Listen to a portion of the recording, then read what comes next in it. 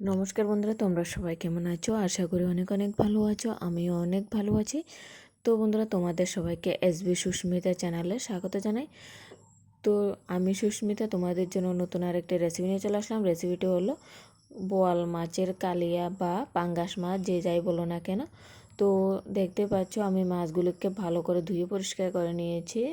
এই মাছগুলির গায়ে একটা গন্ধ থাকে, তাই আমি গরম জল দিয়ে ভালো করে ধুয়ে নিয়েছি। 4 থেকে 5 বার মতো ধুয়ে নিয়ে এখানে আমি লবণ, শুকনো লঙ্কার গুঁড়ো, হলুদ গুঁড়ো, সামান্য সরষের তেল দিয়ে মাছের গায়ে ভালো করে মিশিয়ে নিয়েছি মশলাটাকে।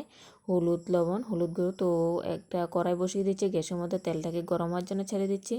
তো দেখতে পাচ্ছ তেলটা অনেকটা গরম হয়ে গেছে, আমার কড়াইটা আগে থেকে গরম হওয়া ছিল। তো মশলা মাখা মাছগুলি একে একে তেলের মধ্যে ছেড়ে দিচ্ছি, উল্টে পাল্টে লাল লাল করে মাছগুলিকে প্রথমত ভেজে নিতে হবে। তো বন্ধুরা, তোমরা আশা করে দেখে বুঝতে পারছো আমার মাছগুলো কতটা সুন্দর ভাজা হয়ে গেছে।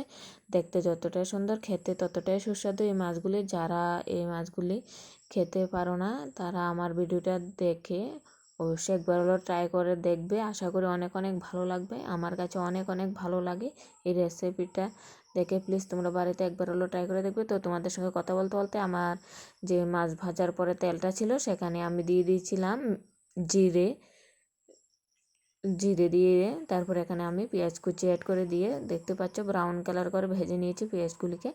তো এখানে দিয়ে দিচ্ছি আদা বাটা, তো কাঁচা লঙ্কা বাটা। তো সব কিছু দিয়ে আদা বাটা, লঙ্কা বাটা, রসুন বাটা সব একসঙ্গে দিয়ে কয়েক সেকেন্ড নাড়াচাড়া করে মশলাটাকে কষিয়ে নিচ্ছি। দেখতে পাচ্ছ শুকনো মশলা অ্যাড করে দেবো। তো এখানে শুকনো মশলা অ্যাড করার আগে একটা টমেটোকে মিক্সারে মিক্স করে নিয়েছিলাম, সেটাও অ্যাড করে দিয়েছি। শুকনো লঙ্কার গুঁড়ো, ধনের গুঁড়ো এবং জিরের গুঁড়ো দিয়ে দিচ্ছি। তো আমার প্রয়োজন মতো হলুদ গুঁড়ো, লবণ দিয়ে দিচ্ছি স্বাদ অনুযায়ী। তো বন্ধুরা, তোমাদেরকে বলছি ভিডিওটা দেখে মশলা অ্যাড করবে না। ভিডিওতে দেখে মশলা অ্যাড করলে হয়তো বেশি না হলে কম হয়ে যেতে পারে। মশলা তোমাদের সম্পূর্ণ ইচ্ছে মতো দেবে। তো ভিডিওটা যদি ভালো লাগে তাকে অবশ্যই লাইক, কমেন্ট, শেয়ার করতে ভুলো না। কোথায় থেকে দেখছো অবশ্যই কমেন্টে জানাবে। তো ভিডিওটা কেমন লেগেছে প্লিজ কমেন্টে জানাতে ভুলো না। বেশি বেশি করে শেয়ার করবে। তোমাদের সঙ্গে কথা বলতে বলতে আমার মশলাটা কষানো হয়ে গেছে। তো দেখতে পাচ্ছ আমি দিয়ে দিচ্ছি ঝোল। তো ঝোলটা ফুটে ওঠা পর্যন্ত অপেক্ষা করতে হবে। দেখতে পাচ্ছ আমার ঝোলটা অনেকটা ফুটে গেছে।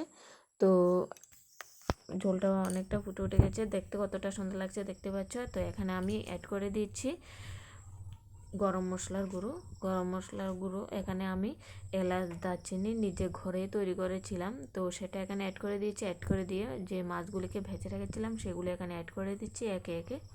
দেখতে পাচ্ছ মাছগুলো কতটা সুন্দর লাগছে। তো বন্ধুরা, দেখতে পাচ্ছ তোমরা গরম ভাতের সাথে কিন্তু অনেকটা দারুণ জমে যাবে এই রেসিপিটা। দেখতে পাচ্ছ কতটা সুন্দর লাগছে, দেখতে যতটাই সুন্দর খেতে সত্যি বন্ধুরা ততটাই সুস্বাদু হয়েছিল। তোমরা বাড়িতে একবার ট্রাই না করলে বুঝতেই পারবে না কতটা স্বাদ। তো 10 মিনিট ঢাকা দিয়ে রেখে দিয়েছি। তো বন্ধুরা 10 মিনিট পরে ফিরে আসলাম। দেখতে পাচ্ছ আমার রেসিপিটা মোটামুটি কমপ্লিট হয়ে আসলো। তো অনেকটা ঝোল শুকিয়ে গেছে। তো এইভাবে মোটামুটি নামিয়ে নেব। তো গ্যাসের ফ্লেমটাকে কমিয়ে দিয়েছি। তো একটা বাটিতে উঠিয়ে নিচ্ছি।